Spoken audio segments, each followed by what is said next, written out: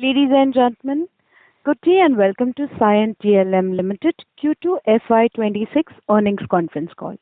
As a reminder, all participant lines will be in the listen-only mode, and there will be an opportunity for you to ask questions after the presentation concludes.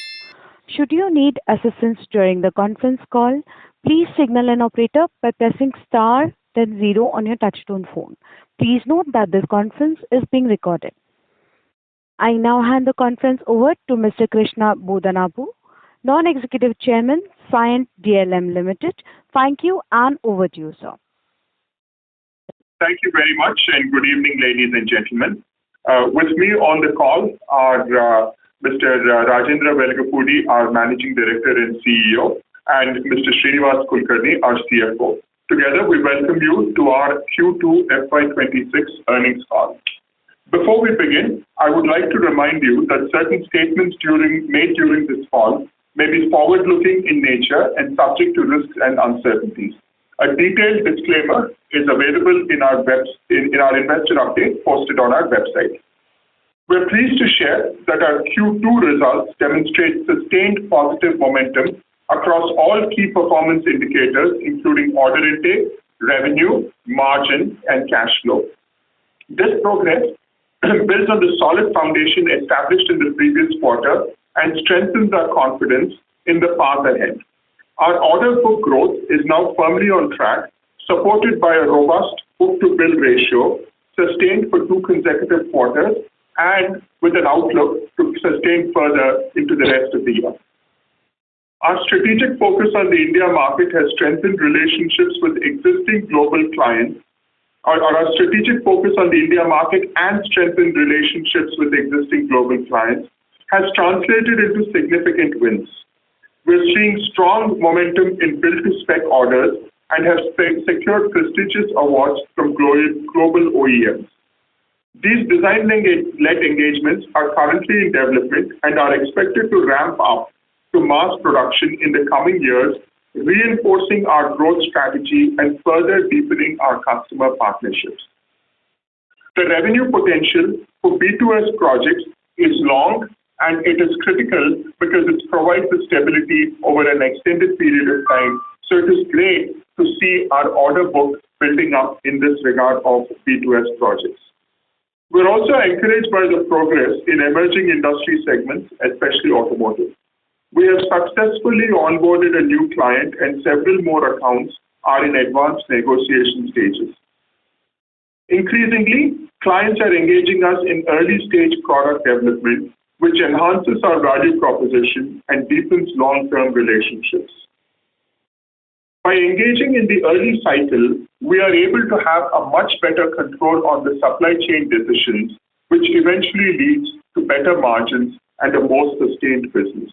Our sales team continues to remain focused and optimistic about the promising opportunities ahead.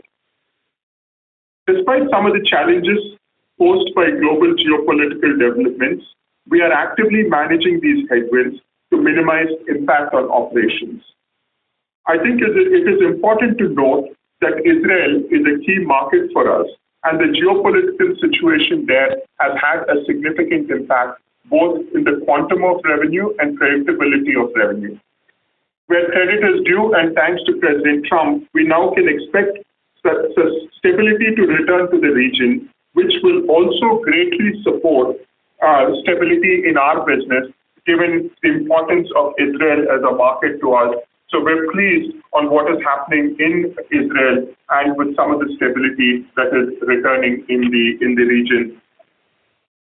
Our U.S. operations, led by Altec, remain a strategic advantage, providing clients with reassurance and ensuring continuity in delivery, even in the worst case, being close to our customers.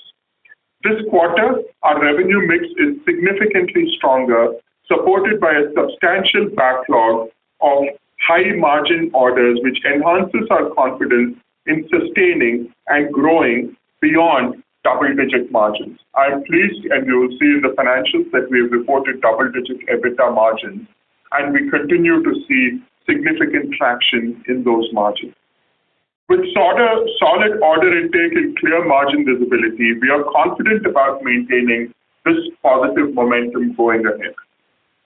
In summary, we are excited about the opportunities on the horizon and are confident that the second half will further strengthen our momentum. We remain deeply dedicated to fostering sustainable growth, investing in innovation, and delivering long-term value to all our stakeholders. Thank you for the continued support, and I will now invite Rajendra and Srini to share detailed insights on our business and financial performance. Over to you, Rajendra. Thank you, Krishna. Good evening, ladies and gentlemen. So it was a pleasure to welcome you all and kick off our Q2 results with a business update.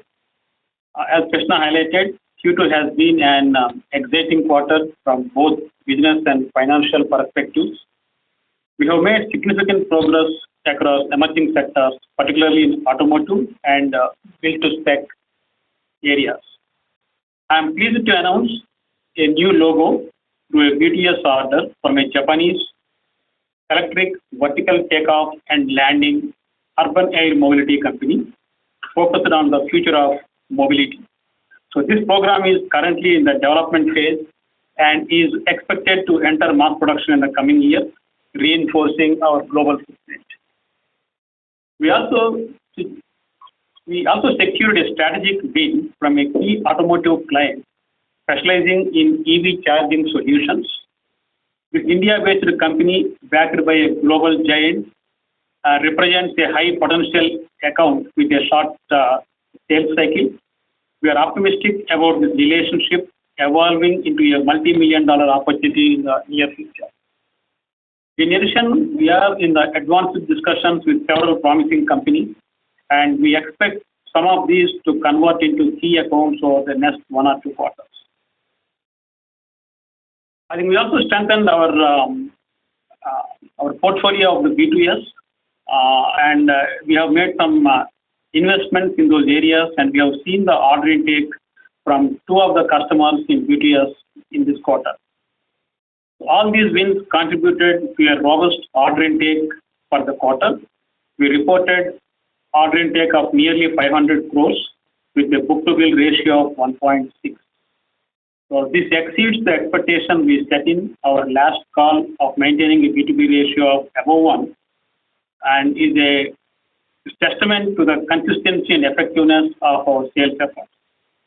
For H1, our cumulative order intake crossed 1,000 crores, reflecting an year-over-year growth of 130% year-over-year. So with a strong pipeline and continued traction in the India market, we expect this momentum to carry into H2, setting the stage for a strong FY27. So while we are not providing a formal guidance for FY27 yet, early indicators suggest that we are well on track to resume our growth trajectory. And on the strategic updates, I think I just mentioned about earlier on the investments what we already made onto the BTS. And in terms of some of the inorganic, so I'd like to just bring it out. Our M&A strategy is focused on enhancing client proximity, strengthening our capabilities, and ascertaining entry into new industries such as rail and automotive. So if you look at our strategy, what we just coined it as a STEP, which is strengthen, expand, and transform.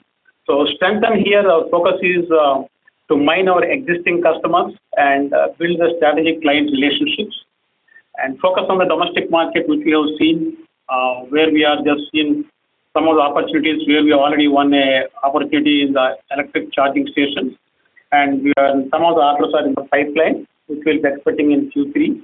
So that's what the focus is, continuing on the domestic market to grow. And the build to spec, I just already mentioned some of the things which we had, and we'll be strengthening build to spec going forward.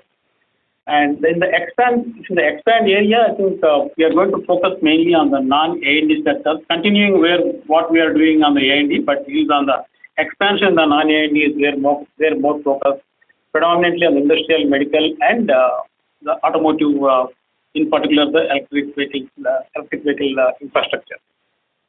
And in terms of organic, I just highlighted earlier. So we are just looking at some of the acquisitions in the North America and Europe regions. And on the transform side, I think on the product side, we have a focus internally, which we have identified the investment which we are making it to have our own products, which is IP led by us.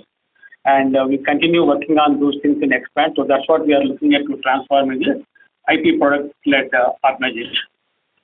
And to summarize, probably the order inflows are gaining consistent momentum. So which we have seen the book-to-bill ratio of 1.6 in this quarter.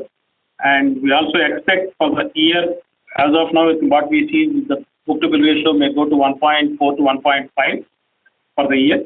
And pipeline strength based on the traction, what we are seeing it in India and B2U segments are really encouraging. H2 outlook is really promising, setting the stage for the growth to revive year-over-year growth story starting from Q4 FY26. And margin improvement is driven by a favorable mix and scale, which will continue for the next few quarters. And just on a closing, as we look ahead, we are entering a phase where our capabilities, global reach, and sectorial diversification will continue to unlock new growth vectors. With a resilient core and bold vision, we are confident in our ability to deliver sustainable value to our stakeholders and shape the next chapter of our journey with a purpose and momentum. So with that, I will now hand over to Srini for the financial update. Thank you. Thank you, Rajendra. Ladies and gentlemen, thank you for your interest in Cyient DLM and in joining the call today. I'll walk you through the financials for Q2 initially, and then we'll also look at the H1 as a summary.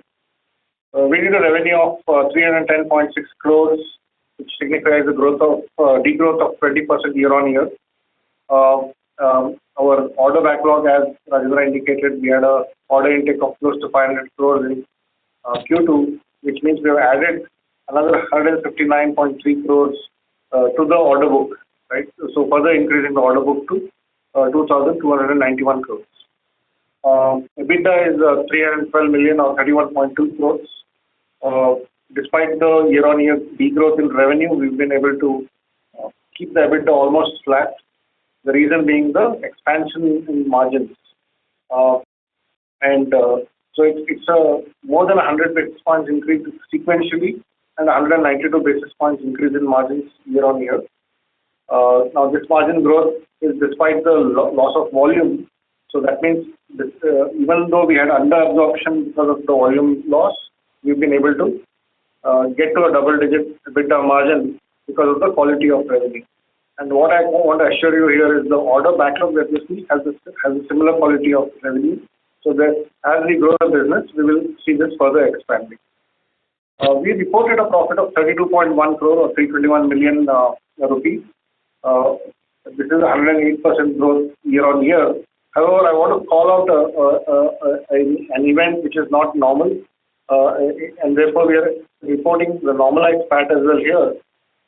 As you all remember, we had made an acquisition about a year ago, and there were certain performance conditions to which the earnouts were tied. Those performance conditions have not been met, and therefore the earnout is reversed in the books, which comes in as other income, giving us an extraordinary gain this time. I want to assure you that the acquisition is intact, the company is doing well. It's just that the performance condition is not met. So we are looking at Altec as a very key acquisition and a milestone for the company, and it does position us very well for growth in the US markets. With that, the normalized PAT margin was 4%, which is an 8 basis points increase.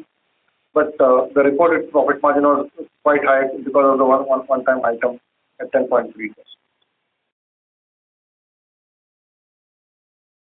Looking at the revenue trend, I think as you can see, the growth trajectory is back in Q2 compared to the last quarter. We also have EBITDA growing in Q2 compared to Q1, and the EBITDA percentage is reaching a double-digit number. The PAT is broken into two parts there, which includes the normal PAT as well as the reported PAT, and that's what you see in terms of trend.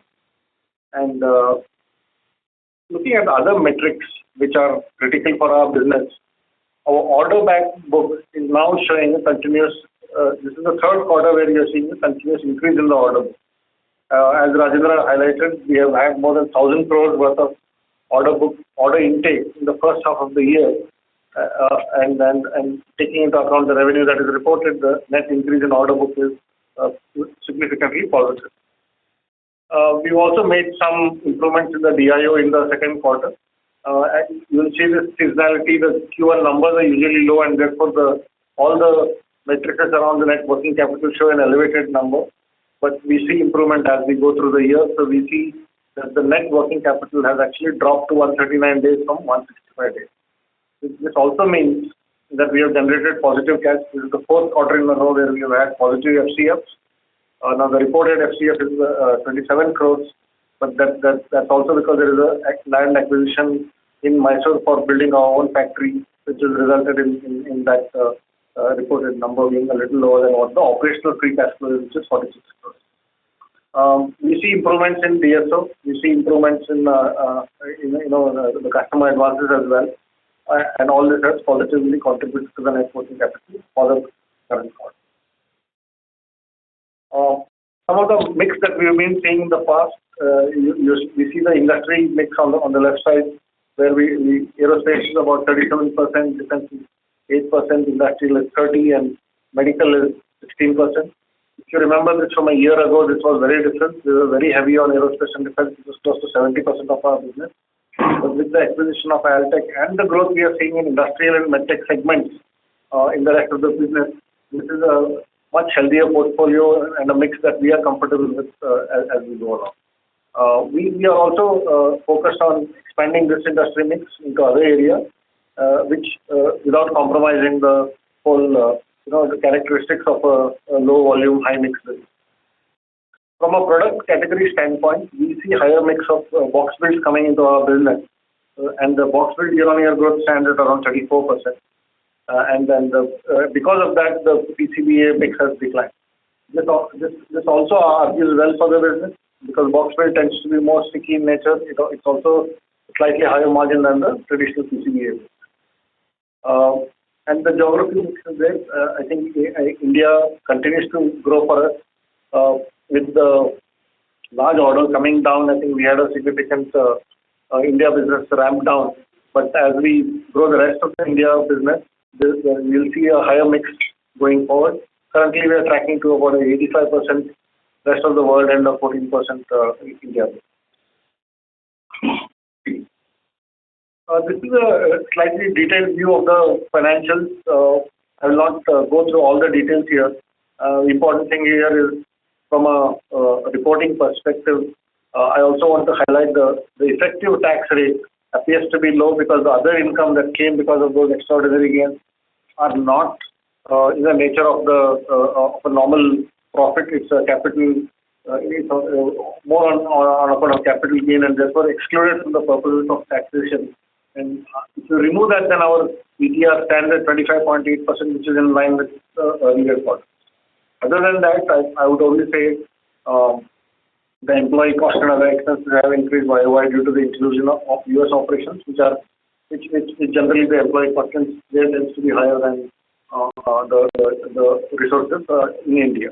But the net number to look at there is the EBITDA, which is a double digit and a healthy growth of 192 basis points year on. We also have provided a summary of H1 financials. This gives further color on how we are doing on a half-yearly basis. As you all know, there is some seasonality in the business.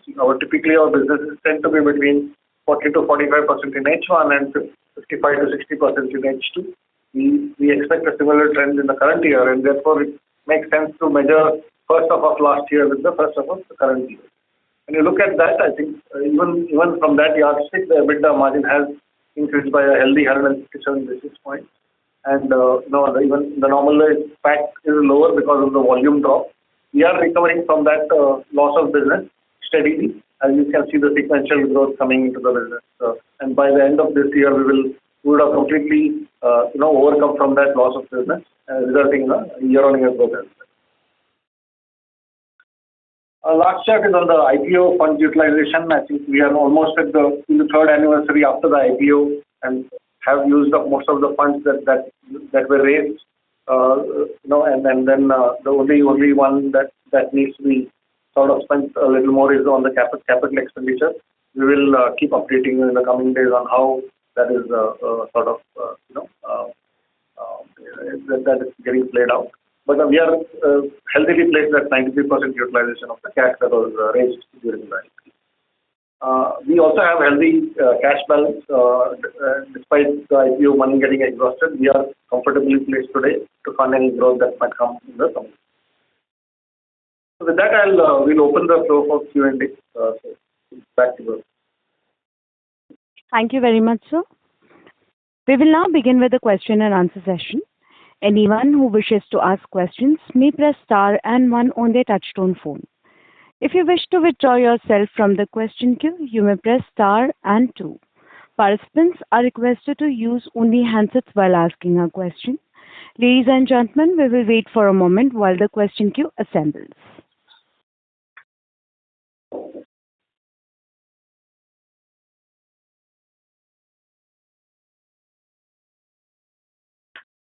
The first question is from the line of Bala Subramanian from Arihant Capital. Please go ahead. Good evening, sir. Thank you so much for the opportunity. Sir, my first question, we have added a new logo in the EV space. Given the volatility in the EV market, which are the sub-segments we are focusing on within EV, like charging infrastructure, powertrain, and I just want to understand what kind of margins we are getting in the EV space and how these orders are profitable. These are my first question, sir. Yes, this is Rajendra here. You said about Japanese customer EV2OL, that is electric vertical takeoff and landing sector. Or asked about automotive specific EV charge. Okay, but you said about VTOL, that's right. Okay, so if you're asking about that automotive infrastructure, the EV charging, so then basically EV charging station. So we are working out in terms of some of the sub-assemblies which goes into the electric charging stations which are available today right now in the public area. So that's where we got an order from one of the customers in India. Yeah, to further elaborate on that point, we are going to go into that part of the automotive sector which is sort of on the infrastructure side of things, which has not been, the margins are quite comparable with the rest of the business. Okay, sir. Sir, regarding this Altech acquisitions, I think it been increased material cost, employee and other expenses significantly, which impacted our profitability. And when we can expect Altech operations will achieve profitability, and what kind of synergies we can expect, maybe what kind of time frame we can expect? Yeah, so right now we have some of the opportunities going on with Altech, with our unit there in US in Torrington. So some of our existing customers, we have submitted some of the quotes and they are in the positive direction. We will be expecting some of those orders will be coming in this quarter. And the similar thing, we are also seeing the synergy coming from their side to us here too. So where they are working with one of their customers, we are seeing some synergies here in India too. Okay, so that's why the synergies are happening from both the sides, and mainly from existing DLM India, we are seeing a lot of synergies happening into the Altech. Okay, sir. So on that build to spec side, I think we are targeting 5% of revenue by this year. And I just want to understand what are the factors to scaling this business. I think it's a high margin business. So what are the factors to scaling in this business? And when we can expect it's more than 15% kind of contributions, maybe in next 2 to 3 years time frame. If you get share more clarity on this business. I think the contribution going to the number what you said will take a lot of time. Okay, but what we have currently is the contribution. I mean, whatever the share of the business, the BTS, so it will increase in FY27 based on the orders what we have today, which I said, which we have, for one of the one I mentioned about the VTOL for a Japanese customer. I think the last quarter we just mentioned about one another US-based company where we had the BTS activity. I think there are the few of other things which are in the pipeline, and we definitely see that our BTS revenues will go up in FY27 compared to what we have currently in FY26.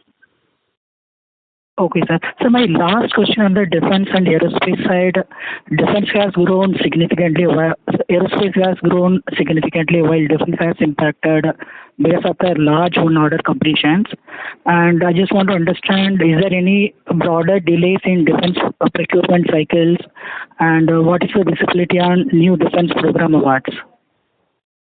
So right now, I think we are still working out with the customer with whom we worked in the past. So still they did not get their orders from the Indian MOD. So we are just working with them. So once they have it, I think probably we'll be getting those orders back. Okay, sir. Thank you. Ladies and gentlemen, in order to ensure that the management will be able to address questions from all the participants in the conference, kindly limit your questions to 2 or 3 questions per participant. Should you have a follow-up question, please rejoin the queue. We will take the next question from the line of Praveen Sahai from PL Capital. Please go ahead. Yeah, thank you for the opportunity.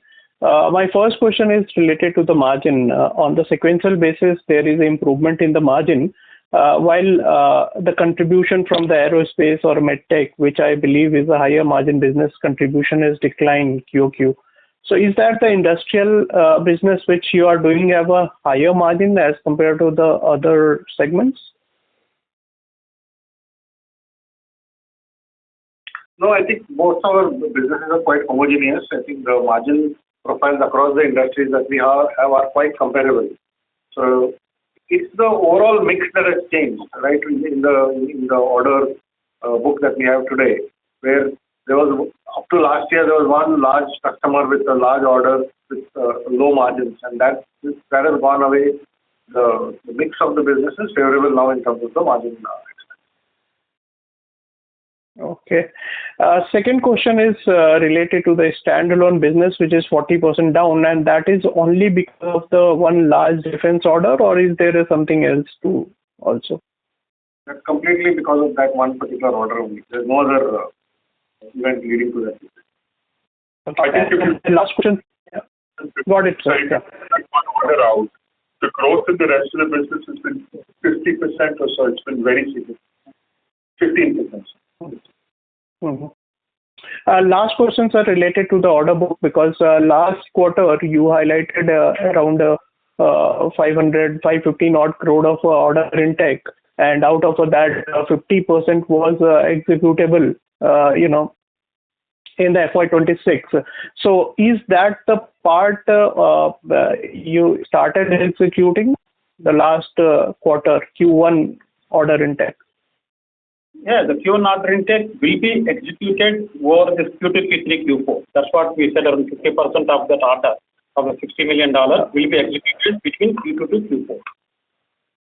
So which is... And that's... sorry. Which is in the pipeline right now. So for our H2 revenues, whatever we have is based on some of the orders which we got in Q1 also. Okay. Is there any part in this quarter? Yeah, whatever we got in Q2 order intake, in that 1/4 of that will be happening in H2. Okay, got it, sir. Thank you and all the best. Thank you. We'll take the next question from the line of Samit Sinha from Macquarie. Please go ahead. Yes, thank you. First question, as it relates to Alltech, can you talk about Alltech in the broader context of the geopolitical environment? And you mentioned about Israel, but can you just talk about the new tariff situation and your exposure to that, and what's the underperformance at Alltech, and if you can talk about the clients, the inbound inquiries that you're getting over there. Then I have a follow-up question primarily related to B2S about what sort of investments are you planning to make here, and how do you see your value proposition improving because of B2S, and if you can talk about the margin, higher margin versus the core business. Thank you. Okay. So on the tariffs, so what I think for some of our customers, we are also working out with them in terms of executing some of the work from Alltech. Okay, so we are just working with them. So where they are also interested to see that whether how effectively, I mean, basically since we are already working on those products, so they basically feel that it is easy to transition from India to US to manufacture those products. So we are working out to ensure that they won't be losing any of the gains here. So probably they will be seeing some momentum and some gain here by moving from India to US. So we are working out for some other things. Otherwise, for rest of the customers, we have not seen any major impact in terms of the tariffs.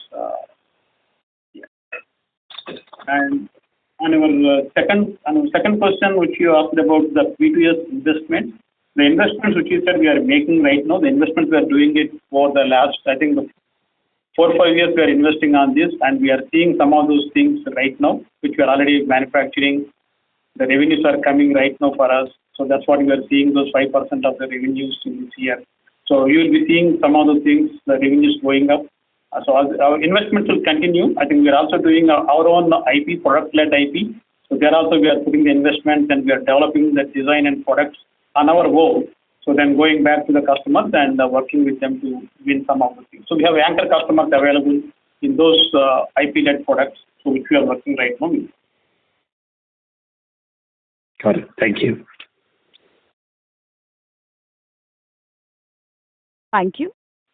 The next question is from the line of Vipraw Srivastav from Phillip Capital. Please go ahead. Hi, sir. I'm audible? Yes. Yes. Yeah. Okay, thank you. So now quickly on the other current liability which has gone up, which is the customer advances which has gone up. So, any thoughts on that? Last time it went up was... I'm sorry to interrupt you. Mr. Srivastav, your audio is not clear, sir. I would request you to use your handset, please. Hello, can you hear me now? Yes, sir. Please proceed. Sure. Yeah, so the customer advances has gone up. Because of that, obviously, the net working capital has improved, sir. So last time it went up because of the particular kind of order we had from the defense line. So this time, any specific reason why it has gone up, or is it the kind of orders we should expect in coming quarters? So any thoughts on that? No, I mean, we constantly look for opportunities to seek advances from our customers. It's not unique and specific to one defense customer that we had. Even with our other customers, wherever we expect a slightly longer, sort of inventory blockage than what is within the threshold of our pricing, we don't go and seek that. So we've been able to get some advances from other clients. Sure, sir, sure. And so quickly on the aerospace side, I mean, in the coming quarters, what kind of traction are you seeing there? Is the geopolitical situation in Europe helping you out? Or what kind of growth prospects are you seeing on the aerospace side? No, I mean, I think not specific to the geopolitical situation. I think it has its own sort of way it plays out. But I would say we are seeing traction in our business overall, not just in North America, but also in Europe, right? And so that we are on a growth trajectory, and that will continue in Q3 and Q4. Nothing specific. In fact, some of the recent last couple of days, what we have seen on the Gaza Hamas situation, like with Israel, I think that should help us further, right? Because I think some of the while there was no major disruption to the business, I believe some of the decision making had slowed down, so that should come back into the forefront again. So we will see positive changes going forward. Right, sir. And so last question from my end, this Japanese eVTOL customer which we have landed, what kind of ramp up to expect from them, and how many years we can expect them to start contributing to the P&L? So this is basically the BTS project. So initially we are just working out right now doing the BTS design wise. So the actual production will happen only after 2.5 to 3 years it will take, but it continues for a 9-year period. Okay. Sure, sure. Thank you. Thank you. We'll take the next question from the line of Bhavik Mehta from JP Morgan. Please go ahead. Hi, thank you. So a couple of questions. Firstly, it's nice to see an order book improving quarters, but how should we think about the duration of this order book in terms of conversion to revenues? are these more like 18 to 24 months order, which leads to faster conversion, or these are like more longer duration order than hence the revenue conversion should be more gradual? I think the one which we mean, some of the orders, most of the orders are 18 months to 24 months, and wherever we have the B2S orders, which we just said that is initially the design work. I think even that also will be only within the less than 2 years, whatever we have the orders right now. Yeah. Okay, got it. The second question is, can you break out the order book in terms of the different verticals, like which vertical is driving a lot more orders compared to others? Just a rough split of the order book as per your 4 verticals. I think it's quite similar to our current revenue mix. We don't see any significant shift in the composition of the order book compared to our current mix today. The only addition is about 20% of the orders are coming in from the build to spec, which is very encouraging as far as we are concerned, because we are pushing that business more and more. So yeah, I mean, the B2S tends to have a longer gestation cycle, as Rajendra explained. There is a design element to it, and therefore the sales cycles are a little longer, but they tend to be stickier and very long term in nature, right? Once the production starts, it's about 10%. The only other thing I'll say in this quarter that's very encouraging for us is automotive. I think we had a very good order, significant order coming in from an automotive customer. This is a segment where we consciously put sales efforts to sort of expand our portfolio. Correct. Okay, got it. Thank you. Thank you. The next question is from the line of Param Vora from Trinetra Asset Managers. Please go ahead. Hello. Thank you for giving me this opportunity. So what I wanted to ask was, what is company exactly doing to, broaden the customer base and reduce dependency on top 5 clients? And are there any targets or timelines for this diversification? Yeah, I think as you have seen in terms of expanding the non-A&D sector is where we are working out. And we also have the sales team, which is basically right now focusing on the new customers. So we are seeing some of those things in the pipeline. So there are a lot of the orders on the pipeline in terms of new customers where we are driving, and also the focus on the Indian-based customers. Okay, so we'll be seeing those trends in the next Q3, Q4. So majority of the things will be happening from the India-based and the new customers. Okay, and another question is there's a visible shift towards strengthening Indian operations. So do you see India becoming main growth engine, and will exports always dominate? Is there a scenario where India's share could exceed exports? India will be focusing on India, but our exports will be probably if you look at the mix, exports will be the highest. Then comes to the India. So India market growth, we are seeing a good growth in India right now. So based on the opportunities what we have in the pipeline. So we'll continue to focus on India, and at the same time, I think our aerospace and defense is our core, where we'll be strengthen those things and focus on the non-A&D customers growth, particularly in the industrial and automotive sectors. Okay. Thank you. Thank you. The next question is from the line of Adhiraj Singh from Amicus Capital. Please go ahead. Good evening, sir. A couple of questions. First, on the order book. So I just wanted to understand in the next 6 months, how much of the order book are we planning to execute? From the Q2, whatever we got it, you said? Yes, outstanding. So 2,300 is what I see. So how much of this would be executed in the next 2 quarters, Q3, Q4? No, we will not be able to provide that specific number because that would then amount to giving a guidance on the revenue itself. So what I'll just say is that there's a healthy amount of that order that is executable for the current. Okay. My second question is on the US business. So how much of the revenue do we get from the US market? And with this tariff coming in, you had mentioned that some of the customers, you are not having discussion, the business is going as usual. So what is the reason for that? Are you the sole supplier, or what would be the reason? And secondly, with the customers you are having the conversation, they are looking to move their supply chain to the US itself, or you are working out some other destination, like let's say going to Vietnam, or I don't know. So something, if you can help me understand.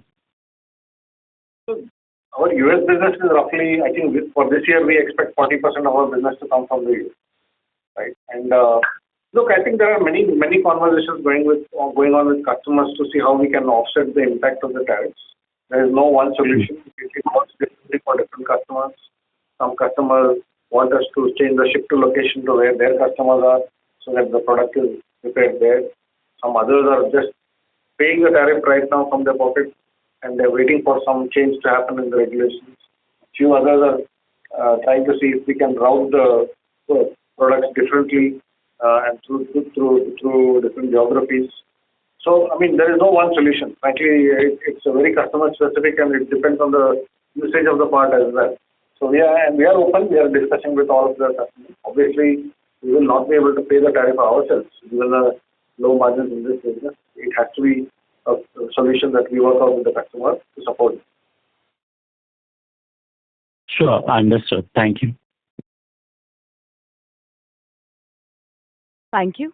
The next question is from the line of Maitri Shah from Sapphire Capital. Please go ahead. Yeah, hello, good evening. Am I audible? Yes, ma'am, please proceed. Yeah, so my first question is, the order that we currently have the backlog, what percentage is from the... Ma'am, sorry to interrupt you. Can you keep your mic a little bit farther from your mouth, because there is an airy disturbance which is coming. Yeah, is this fine?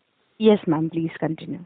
Yeah, what percentage of spec order do we have in our order backlog? No, the question was not clear. Can you please again? So our share of build to spec orders, what is the percentage in the backlog currently? What is the percentage of backlog? You're not very clear about the question. The percentage of build to spec orders in our backlog. Ma'am, I'm sorry to interrupt you, but if you will use your handset, that would be... Yeah, I am using my handset. Is this not audible? Hello? Okay, ma'am, please continue. But you got the question, I'll respond. I think your question is how much is build to spec in the overall order book that we currently have. Yeah, correct, yes. So we do have more than 10% of the order book in build to spec in the current order. And how do we see it growing forward in the next 6 months for FY26? Absolutely, we see it growing healthily, because we are focusing on build to spec as a focus area as far as we are concerned. I think that's how we differentiate ourselves compared to some of the other competitors that are there in this space. Design capability is very unique to Cyient DLM. I don't think anybody can boast of having such a large design setup to service our clients. With the large experience we have working with clients, they also trust us on giving core design to us. So it's a focus area. We are growing. We are seeing a lot of traction. In fact, there's a very healthy sales pipeline that we are working on, and we expect the build to spec business to grow quite healthily going forward. Quantification by the end of FY26, what percentage do we see this in our order?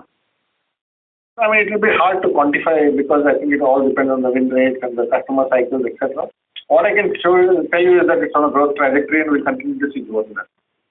Okay. And so the BTS orders going into mass production, do we have any idea of how many contracts do we see them going into mass production next year, FY27?